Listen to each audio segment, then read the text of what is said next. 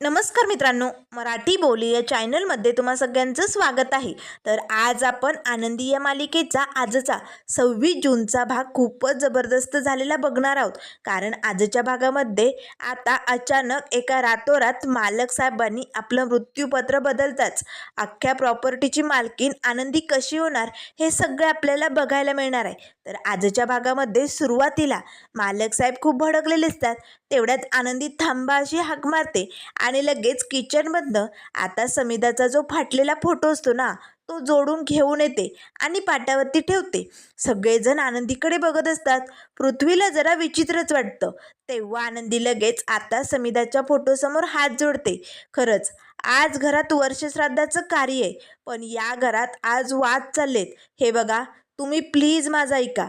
आज समिधा ताईंचं श्राद्ध आहे की नाही, त्यामुळे प्लीज त्यांना जे हवं होतं ते करा ना. सगळेजण एकत्र या ना आणि आनंदाने राहा. कसं आहे ना, म्हणतात मालक साहेब, अहो श्राद्धाच्या दिवशी ना माणसाला घरात येण्याची परवानगी असते आणि कदाचित आज समिधाताई या घरात आले असतील आणि आज जे घरात वाद झालेत ना ते सगळे त्यांनी बघितल्यानंतर त्यांना किती त्रास झाला असेल हे समद्यांना कळतंय ना. त्यामुळे प्लीज समिधाताईंसाठी आजच्या दिवशी सगळ्यांनी शांततेत राहावं असंच मला वाटतं. आता मात्र लगेच पृथ्वी आनंदीकडे बघू लागतो. त्याच वेळेस आता लगेच मालक साहेब म्हणू लागतात, समिधाच्या पुढ्यात मला काहीच जमत नाही असे म्हणत आता लगेच मालक साहेब तिकडनं निघून जातात. आता लगेच शिल्पा म्हणू लागते, बास, आता मला कुणाचं काहीही ऐकायचं नाहीये. युगंधर घरातनं बाहेर निघून का गेलाय? त्याला या घरात शांतता हवी म्हणून. त्याचं मन शांत होण्यासाठी तो इकडनं एकांतात बाहेर निघून गेलाय. त्यामुळे आता घरात शांतता ठेवा. ज्याने त्याने आपल्या आपल्या रूममध्ये निघा असे म्हणताच आता शिल्पा निघालेली असते. आनंदी आता किचनकडे निघालेली असतानाच पृथ्वी म्हणू लागतो, थांबा 1 मिनिट. आता शिल्पाला जरा धक्का बसतो, पण विद्याधर मात्र खूपच खुश होतो. तेवढ्यात लगेच आता पृथ्वी म्हणू लागतो, ही कोण आहे? ही माझ्या आईचा फोटो जोडून घेऊन काय येते? तिचं हवन पूर्ण काय करते? या घराला आपलं घर असं का म्हणते आणि या घराला जोडण्याचा प्रयत्न का करते? ही मुलगी कोण आहे? आता मात्र आनंदी शिल्पा सगळ्यांना धक्का बसतो.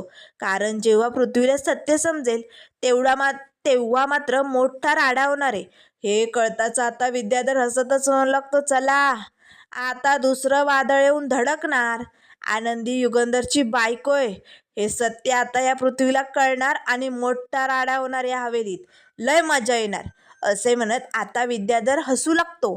त्याच वेळेस आता लगेच पृथ्वी म्हणू लागतो, बोल ना, अगं कोण आहेस तू आणि या घरात काय करतेस? सांगशील का? उत्तर दे माझ्या प्रश्नाचं. आनंदी 1 नाही 2 नाही गप्प. त्याच वेळेस आता लगेच शिल्पा म्हणू लागते, पृथ्वी, अरे या घरात ना ती मदतीसाठी येत असते. आज घरात कार्य होतं ना. त्यावर लगेच पृथ्वी म्हणू लागतो, म्हणजे ती नोकर आहे का? मग असं सांगायचं. काय ग, तू नोकर आहे ना या घरात? आता मात्र आनंदी 1 नाही 2 नाही गप्प. तेव्हा पृथ्वी म्हणू लागतो, अगं मी काय विचारतोय, तू नोकर आहेस ना, मग हे सगळं तू का करतेस? हे सगळं तुला करायची काय गरज आहे? सांग लवकर. त्यावर आनंदी म्हणू लागते, हो मी नोकरच आहे. त्यावर लगेच आता पृथ्वी म्हणू लागतो, मग उत्तर दे माझ्या प्रश्नाचं. तू या घरातल्यांसाठी एवढं सगळं का करते? त्यावर लगेच आनंदी म्हणू लागते, सांगते. मी या घरात कामासाठी येत असते, पण कसं आहे ना, इथल्या सगळ्या लोकांकडनं ना मला समिधाताईंविषयी ऐकू आलं. समिधाताई खरंच किती चांगल्या होत्या. त्या किती काय काय करत होत्या या घरासाठी हे सगळं कळालं ना. तेव्हा मला जरा वाईट वाटलं. म्हणजे आजच्या दिवशी त्यांचा फोटो फाटला हे सगळं चुकीचं झालं ना. आणि चांगल्या व्यक्तीसाठी आपण जर काही चांगलं केलं तर आनंदच असतो ना. म्हणून समिधाताईंसाठी मी हे सगळं केलं. या घरात शांतता ठेवण्याचा प्रयत्न केला, दुसरं काहीच नाही. तेव्हा लगेच पृथ्वी मात्र खुश होतो. कारण आपल्या आईचा विचार करणारं या घरात कोणीतरी आहे. तेव्हा पृथ्वी हसतच म्हणू लागतो, चला, युगंधर निंबाळकर यांना तर आईची काळजी नाही, पण या घरात अशी कोणीतरी व्यक्ती आहे जी नक्कीच माझ्या आईचा चांगला विचार करते. आता मात्र लगेच आनंदी निघालेली असते. तेव्हा पृथ्वी म्हणू लागतो, थांब 1 मिनिट. आता पृथ्वी लगेच आपल्या खिशातनं 101 रुपया काढतो आणि लगेच आनंदी समोर धरतो. धर तुला. अगं दक्षिणा म्हणून देतोय, घे पटकन. आनंदी आत्ता लगेच ते पैसे हातात घेते. तेव्हा पृथ्वी म्हणू लागतो, संकोच बाळगू नको. अगं मी बघितलं मगाशी तू माझ्या आईचं जे हवन पार पाडलं ना, ते खूप छान म्हटली. मला ते मंत्रतंत्र ऐकून खूप भारी वाटलं. त्यासाठी दिली तुला ही दक्षिणा. ठेव तुझ्याजवळ. आता लगेच आनंदी ती दक्षिणा घेऊन आता आपल्या किचनमध्ये निघालेली असते. आनंदीला मात्र खूप वाईट वाटतं, कारण आज मुलांसमोर तिची नोकर अशी ओळख करून दिलेली असते ना. त्यावर लगेच रडतच आनंदी आता देवी आईजवळ येते आणि आता ते 100 रुपये लगेच देवी आईसमोर ठेवते आणि रडतच म्हणू लागते, देवी आई बघतेस ना गं काय चालू आहे. तेवढ्यात लगेच पाठीमागनं सुनीताताई येतात आणि लगेच त्यांनाही आनंदीची ही परिस्थिती बघवत नाही. त्याही रडत असतात. तेव्हा सुनीताताई आनंदीच्या खांद्यावरती हात ठेवतच म्हणू लागतात, आनंदीताई अहो का खोटी ओळख केली बाहेर तुम्ही स्वतःची. अहो तुम्ही या घरातल्या नोकर नाही, मालक साहेबांच्या बायको आहात. हे का नाही सांगितलं मुलांना बाहेर. त्यावर आनंदी म्हणू लागते, सुनीताताई अहो आपल्या हक्काच्या घरात आपल्याला नोकर म्हटलं तर काय हरकत आहे. शेवटी घर तर आपल्या हक्काचंच आहे ना. त्यावर लगेच सुनीताताई म्हणू लागतात, आनंदीताई तुम्ही खूप महान आहात हो. तुमचं कौतुक करावं तेवढं कमी आहे. कसले विचार आहेत ना तुमचे, खूप भारी. त्यावर लगेच आनंदी म्हणू लागते, सुनीताताई मी जेव्हा या घरात पहिल्यांदा प्रवेश केला होता ना, तेव्हा मला काचेच्या तुकड्यांवरनं चालावं लागलं. खूप रक्त निघालं, खूप त्रास झाला. पण माझ्या या आयुष्यात एवढी संकट आली ना, ती थांबायचं नावच घेत नाही हो. मी या घरात बायको होऊ शकत नाही, सून होऊ शकत नाही आणि आत्ता तर आई. मी होऊ शकते का आई? सांगा ना सुनीताताई. असे म्हणत आता आनंदी जोरजोरात रडू लागते. तर त्यानंतर इकडे आता आबांच्या घरी मात्र आबांना खूपच टेन्शन आलेलं असतं. आजी आता ओढतच आबांना घेऊन येते. आबा आबा काळजी करू नका, बाहेर या. आरतीताई आरतीताई लवकर ये. अगं आबांची घालमेल बघ. तेव्हा लगेच आबांना धक्का बसतो, आरचे कुठे आरती. त्यावर आरची म्हणू लागते, आबा अहो वैशुताईकडे बसली होती. हा आम्हा दोघांचा मास्टर प्लॅन आहे. आबा हसू लागतात, मास्टर प्लॅन म्हण, मास्टर माइंड काय. हे बघ कुठे आरती, तिला बोलाव बरं. तेवढ्यात बॅग घेऊन आरतीताई येते. आबा मात्र आरतीकडे डोळे भरून बघू लागतात. तेव्हा आरची म्हणू लागते, घ्या एवढ्या दिवस फुगून बसले होते, बोलत नव्हते आणि आता 2 मिनिटं आरतीताई घर सोडून गेली असं म्हटल्यानंतर आभाळ कोसळलं आबा तुमच्यावर. बघा आता भेटा तिला. त्यावर लगेच आता आरती म्हणू लागते, आबा आबा प्लीज मला माफ करा ना हो. खूप रागवलं आता, आता पुरे झालं. हे बघा मी पुन्हा असं नाही करणार. तेव्हा लगेच आता आबा म्हणू लागतात, बास नजरेसमोरनं दूर हो, मला तुझ्याशी काय बी बोलायचं नाहीये. तेव्हा लगेच आरतीताई म्हणू लागते, आबा अहो असं काय करताय, नजरेसमोरनं जायला सांगताय. इतक्या वेळ 2 मिनिटं मी घरात नाहीये, दिसत नव्हते तर कासावीस झाला होता, घाबरून गेला होता. अहो बघते ना मी तुमचा चेहरा कसा झालाय, किती घाबरलात तुम्ही. आणि मग जर तुमच्या नजरेसमोरनं थोडी बाजूला गेल्यानंतर एवढं दुःख झालंय आबा, तर मुंबईला गेल्यानंतर काय झालं असतं हेच सांगायचा प्रयत्न करते आबा. पण तुम्ही माझं ऐकूनच घेत नाही. फक्त 2 मिनिटं ऐकून घ्या आबा. हे बघा मी तुमचं स्वप्न पूर्ण करणार आहे. मी पुन्हा नव्याने अभ्यासाला सुरुवात केली. मी आता खूप अभ्यास करणार आणि चांगल्या नंबरने पास होणार आहे. एकदम भारी मार्क पाडणार आणि मग मुंबईला जाणार आणि स्वप्न पूर्ण करणार आहे आबा. प्लीज मला माफ करा. आबांना मात्र आनंद होतो. आरती तू खरंच परीक्षा देणार. तेव्हा आरतीताई म्हणू लागते, हो तुमच्या समोर बसून अभ्यास करणार आणि 1 नंबर आणणार आहे आणि मगच मुंबईला जाणार. त्यावर आबा लगेच पटकन आपल्या नातीला घट्ट मिठी मारतात आणि रडू लागतात. दोघांमधली आता भांडणं मिटलेली असतात. तर इकडे मालक साहेब आता रात्र झालेली असते पण तरीही फॅक्टरीतच असतात, कारण आज घरात जो तमाशा झालेला असतो त्यामुळे त्यांची अजिबात घरी जाण्याची इच्छा नसते. तेवढ्यात लगेच आता शिर्केंना शिल्पाताईचा फोन येऊ लागतो. त्याच वेळेस मालक साहेब म्हणू लागतात, शिर्के कुणाचा फोन वाजतोय. तेव्हा शिर्के म्हणू लागतात, मालक साहेब ताईसाहेबांचा फोन येतोय. त्यावर मालक साहेब म्हणू लागतात, शिर्के फोन उचलू नका. ताई माझी काळजी करत असेल. मी कुठे, मी काही खाल्लंय का, कुणासोबत आहे या चौकशा करायच्या असतील. प्लीज तुम्ही फोन उचलू नका आणि मी फॅक्टरीतच थांबणार आहे. इकडे माझं काम चालू आहे, ह्या अजिबात कुणाला सांगू नका.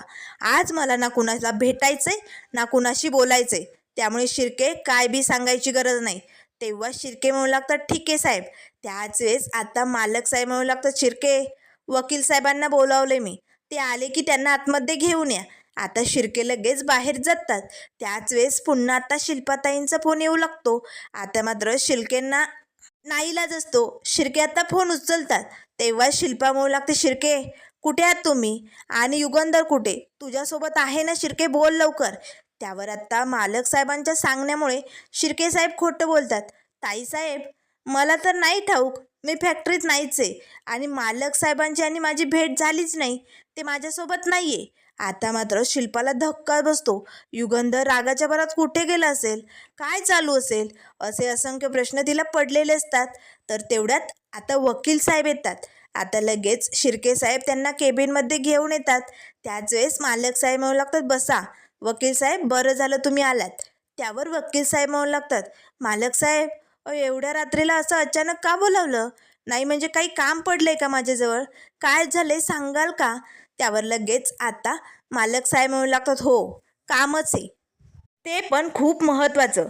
हे बघा, मला लगेचच्या लगेच माझं मृत्यूपत्र बदलायचंय.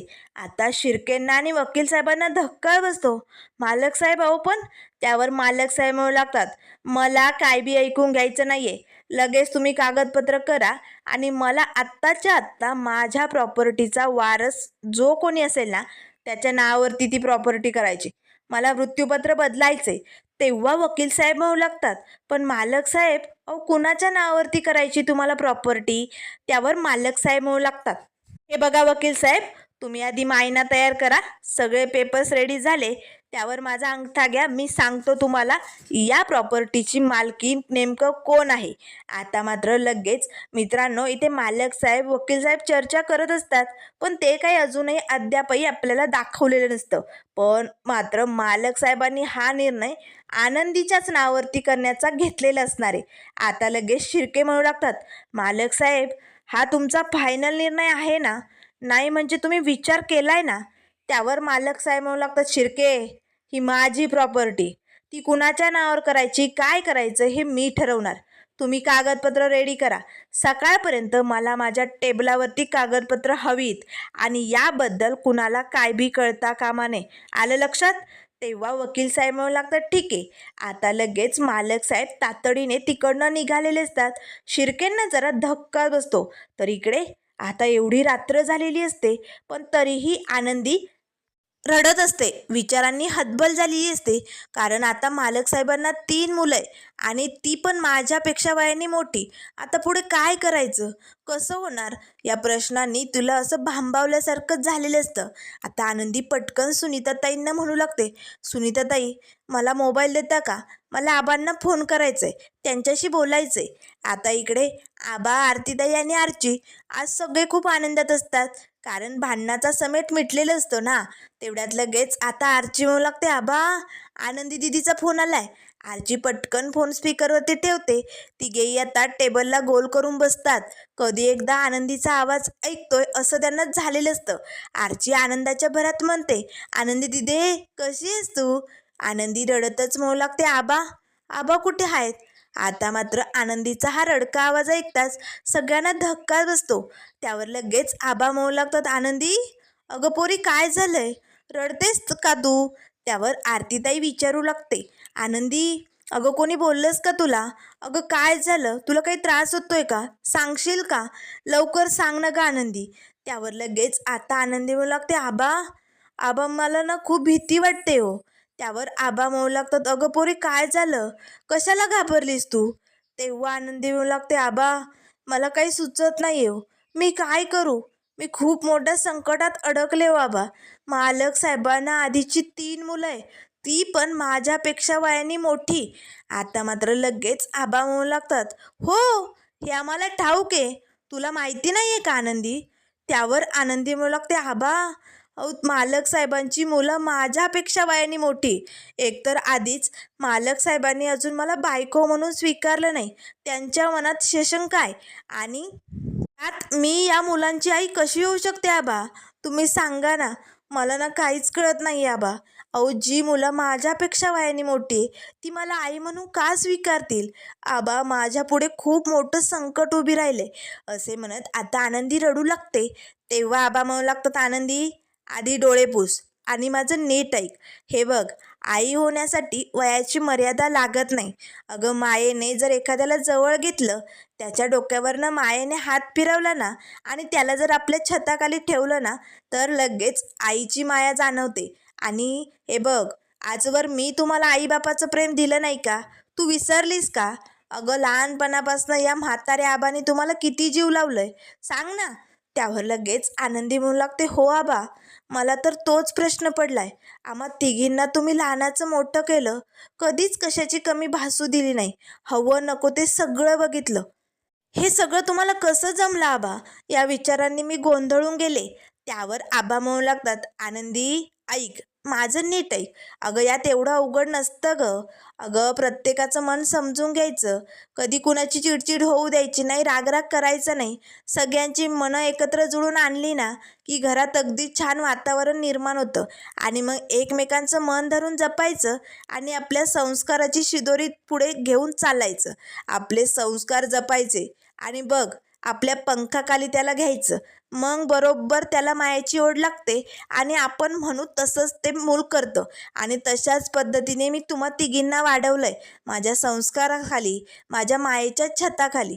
आणि आनंदी, तू हे नक्की करू शकशील हे मला माहिती आहे, कारण माझी पोर एवढी कमकुवत नाही आहे. अगं तिला मी 10 हत्तींचं बळ दिलेलं आहे. ती काय बी करू शकते. आईचं प्रेम तर ती केव्हाच देईल त्या मुलांना. त्यावर लगेच आनंदी म्हणू लागते, आबा, तुमच्याशी बोलून ना मला खूप बरं वाटलं. म्हणजे ना माझं टेन्शन असं मन हलकं झाल्यासारखं वाटतंय. त्यावर आबा म्हणू लागतात, हो ना, मग डोळे पुस आणि खमकी हो. तुला त्या मुलांची आई व्हायचंय आनंदी. त्यावर आनंदी म्हणू लागते, हो आबा, होणार. मी मालक साहेबांच्या मुलाची आई होऊनच दाखवणार. असे म्हणत आता लगेच आबा म्हणू लागतात, अगं आबा जाधवांची पोर आहे तू. चला तर मग, 1 2 3 4, आबा जाधवांच्या नाती हुशार. असे म्हणत आता आनंदी हसू लागते. तर त्यानंतर इथे आता खूप रात्र झालेली असते. आता मालक साहेबांच्या गाडीचा आवाज येतो. आनंदी मात्र आता किचनच्या बाहेरच उभी असते. मालक साहेब हवेलीत येताच आनंदी म्हणू लागते, मालक साहेब थांबा. आता मालक साहेबांना धक्का बसतो, कारण एवढी अर्धी रात्र झाली पण आनंदी अजून जागी. तू झोपली नाहीस का? त्यावर आनंदी म्हणू लागते, मालक साहेब, मला माहिती आहे तुम्ही काही खाल्लं नाही. प्लीज तुम्ही काही खाऊन घ्या ना. त्यावर मालक साहेब म्हणू लागतात, आनंदी, मला अजिबात भूक नाही आहे आणि जेवायची इच्छा तर अजिबात नाही आहे. मला नाही जेवायचं आहे. तेव्हा लगेच आनंदी म्हणू लागते, मालक साहेब, मला माहिती आहे तुम्हाला भूक का नाही आहे, कारण प्रसाद घेतल्याशिवाय तुम्ही जेवणाचा घासही घेत नाही. त्यामुळे मालक साहेब, हा घ्या, प्रसाद घ्या. आणि मालक साहेब, आमचे आबा काय म्हणतात माहिती? अहो, डोक्यात जर खूप संकटांचं वादळ असेल आणि पोटात जर अन्नाचा कण नसेल ना, तर माणूस शांततेत नाही राहू शकतो. माणसाचं मन शांत नाही राहत. त्यामुळे प्लीज मालक साहेब, हा प्रसाद घ्या आणि 2 घास जेवण करून घ्या. मालक साहेब आनंदीकडे बघू लागतात. तर त्यानंतर मित्रांनो, पुढील भागामध्ये आपल्याला बघायला मिळेल. आता दुसऱ्या दिवसाची सकाळ होताच आनंदीने मुलांची मनं जिंकण्यासाठी आता सुनीताताईंसारखी साडी घातलेली असते, अगदी नोकरासारखी. आता मालक साहेबांना हे बघून धक्का बसतो. मालक साहेब पटकन उठतात. आनंदी, अगं तू हे काय कपडे घातलेस? तेव्हा लगेच पृथ्वी म्हणू लागतो, युगंधर निंबाळकर, नोकर आहे ती घरातली. नोकर नोकराचेच कपडे घालणार ना? मालक साहेब गप्प बसतात. आनंदी आत्ता लगेच आतमध्ये जाते. मालक साहेब तिला विचारू लागतात, अगं आनंदी, का खोटी ओळख सांगते तू? अगं तू मुलांची आई आहे हे तू सांगून आईचं कर्तव्य पार पडायला पाहिजे. त्यावर लगेच आनंदी म्हणू लागते, सांगणार, मी माझी ओळख सांगणार, पण आत्ता नाही, वेळ आल्यानंतर. मालक साहेब, माझ्या आयुष्यातले प्रत्येक निर्णय ना नशिबाने घेतले, पण मला हा निर्णय स्वतः घ्यायचा आहे. त्यामुळे थोडा वेळ द्या. मी या मुलांची आई होऊन दाखवणार. मला त्यांची मनं प्रेमाने जिंकायची. त्यामुळे मालक साहेब, प्लीज मला वेळ द्या. आता मालक साहेब आनंदीकडे बघू लागतात. पण आनंदी आता कशी समिधाची जागा घेणार, पुढे काय काय होणार हे सगळं आपल्याला बघायला मिळेल. त्यामुळे मित्रांनो, अशाच मालिकेंच्या अपडेट पाहण्यासाठी चॅनलला लाईक करा, सबस्क्राईब करा. व्हिडिओ पाहिल्याबद्दल धन्यवाद.